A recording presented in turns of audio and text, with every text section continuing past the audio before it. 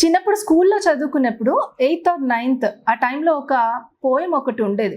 ఆరంభింపరు నీచ మానవులు విజ్ఞాయాస సంత్రస్తులై, ఆరంభించి పరిత్యజింతుతురు విజ్ఞాయత్తులై మధ్యముల్, ధీరుల్ విఘ్న నిహస్యమానలగుచున్ ధృత్యున్నతోత్సాహులై, ప్రారబ్ధారములు ఉజ్జగింపరుసుమి ప్రజ్ఞానిధుల్ గావునన్. అంటే ఏంటి అంటే, మనుషులు 3 రకాలుగా ఉంటారు. నీచులు, మధ్యములు, ధీరులు. నీచులు అంటే దుర్మార్గులు అని కాదు, అంటే కొంచెం బ్రెయిన్ తక్కువగా ఉన్నవాళ్ళు అని తీసుకోవచ్చు మనం అర్థం.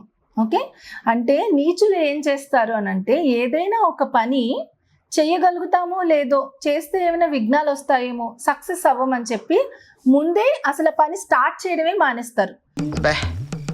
ఏం ఈ పనుల్లో కనిపించలేదు, పైగా ఫిజికల్ గానీ మెంటల్ గానీ స్ట్రెయిన్.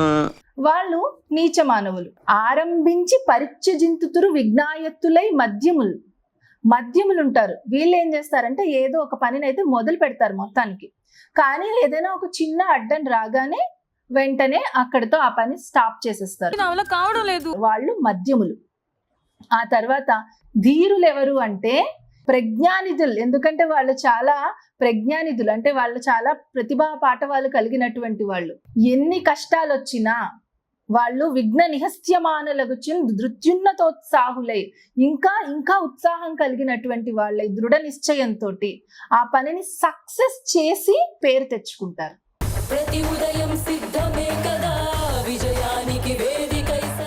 మరి మీరు ధీరులుగా ఉంటారా, లేకపోతే మధ్యములుగా ఉంటారా, నీచ మానవులుగా ఉంటారా? ఆలోచించుకోండి. చాలా మంది చేసే పని ఏంటి అంటే, మనం బ్యూటీ ఇండస్ట్రీ రిలేటెడ్ కాబట్టి దాని గురించి చెప్తున్నాను. అసలు నీకు ఇది సెట్ కాదు, నువ్వు ఇది చేయలేవు, ఇదంతా వర్కౌట్ అవ్వదు అని ఎవరైనా చెప్పినా, ఏదైనా అన్నా, ఎందుకు వచ్చిందిలే, చెయ్యలేనేమోలే అని చెప్పి స్టాప్ చేసేస్తారు. మొదలే పెట్టరు. స్టాప్ చేయడం కాదు, అసలు మొదలే పెట్టరు.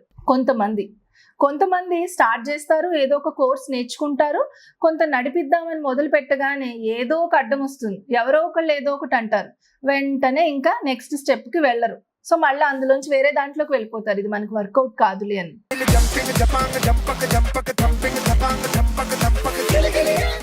కానీ ఎవరైతే పట్టుదలతో ఎన్ని కష్టాలు వచ్చినా నేను చెయ్యగలను, నేను ఇంకా నేర్చుకుంటాను, నాకు ఇంకా అన్ని తెలుసుకుంటాను అని చెప్పి కొన్ని సంవత్సరాల పాటు ఓర్పుగా ఓపికగా నేర్చుకుంటూ కస్టమర్స్ని బిల్డ్ చేసుకుంటూ వర్క్ చేస్తారో వాళ్ళే స్ట్రాంగ్గా నిలబడతారు, ధీరులు.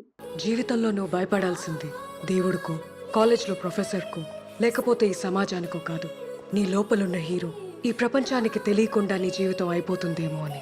సో మీరు ఎన్ని కష్టాలు అంటే ఆల్రెడీ మొదలు పెట్టారు కాబట్టి మధ్యములుగా మిగిలిపోకుండా ధీరులుగా ఎన్ని కష్టాలు వచ్చినా మీరు నేర్చుకున్నటువంటి వర్క్ని ప్రాపర్గా చేసి మంచి పేరు తెచ్చుకుని ఎటువంటి అడ్డంకులు వచ్చినా కానీ నేను ఒక ప్రొఫెషనల్ని అని నిరూపించుకోండి.